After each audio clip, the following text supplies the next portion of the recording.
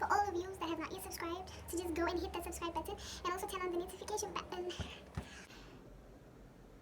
Wow. I'll get into this week's video. Guys, if you have not yet subscribed to this channel, what are you waiting for? Go ahead and click the notification.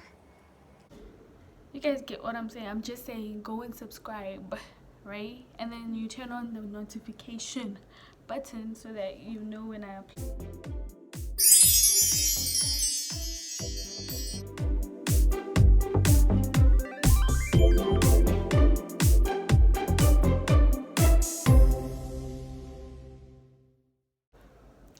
Hi everyone and welcome back to Lynn's Corner. Yeah. Well, today guys, I am going to be talking about my invisible list. So I know that people always talk about the list, like there's no guy who will ever meet the list and all of that. So last year I attended a marriage seminar at my church, and one of the things I actually realized is that it is dangerous to have a list if you have the wrong things on the list. So I went home and I did write down my list, and this was like between me and God, but I'm just gonna share a bit of what I wrote there. So the first thing that I probably put on the list was he has to be born again. So if you're out there and you're like approaching me and stuff, I'm just gonna be like, are you born again? And you're like, well, nah, I go to church. Or you start explaining a whole lot of things like, yeah, you know, the more you do good, the more. Nah, he has to be God-fearing.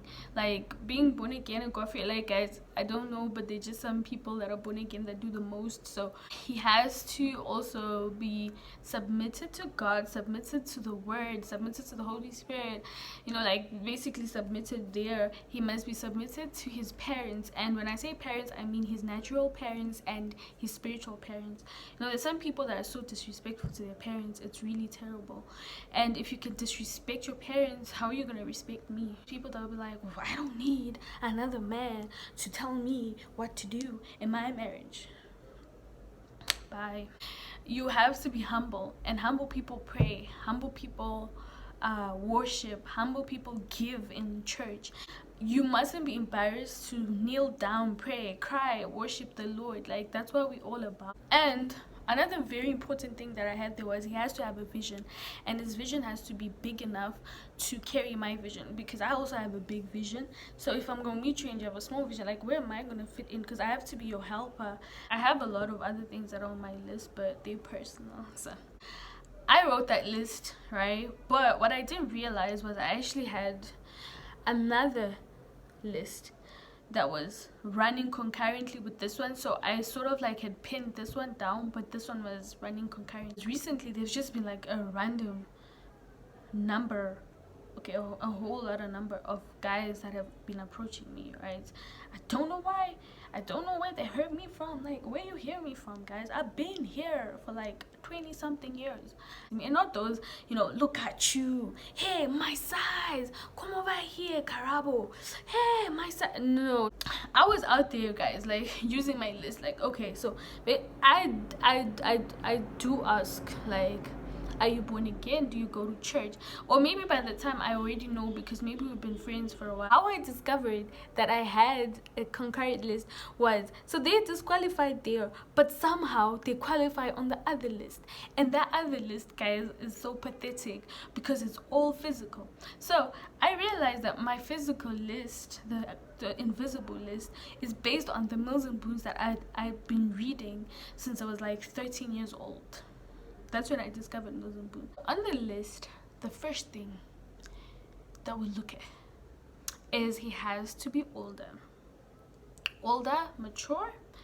Older means okay, well, doesn't necessarily mean mature, but yeah, mature, because I don't know when my maturity is planning on coming to me, but I just feel like he has to be older, because then he has to settle some things, he has to make some decisions.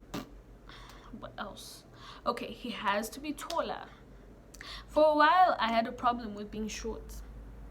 I don't know why, because literally everyone in my family is short. So I don't know, I had a problem because we're all just short. And so I just had this thing like, he has to be taller so my kids can have a chance.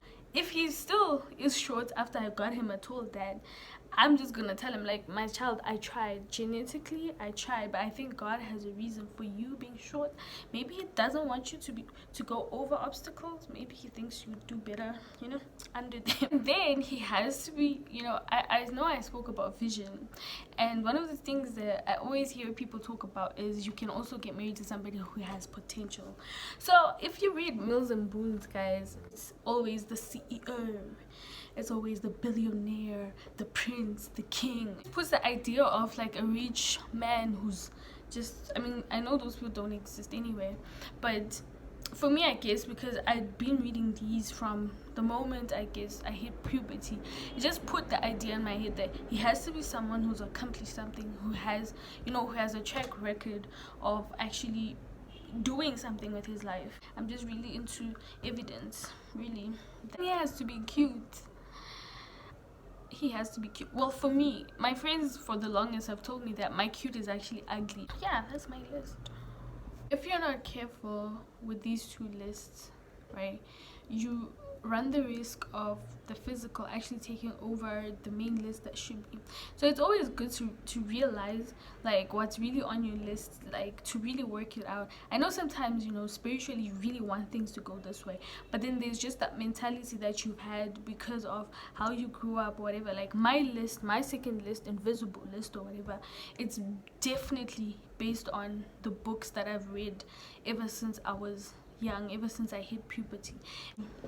Get to know, like, okay, I know I pinned this out, okay, I know I want a God-fearing man, but am I gonna compromise just because this man talks the way I like, or I don't know, whatever you're willing to compromise for. And once you get that, it's easy to sort of like remove the dust from your eyes, because then you're like, oh, okay, yeah, I get it, I like tall guys. You're tall, but you don't go to church. So know yourself. That's basically what I was trying to say.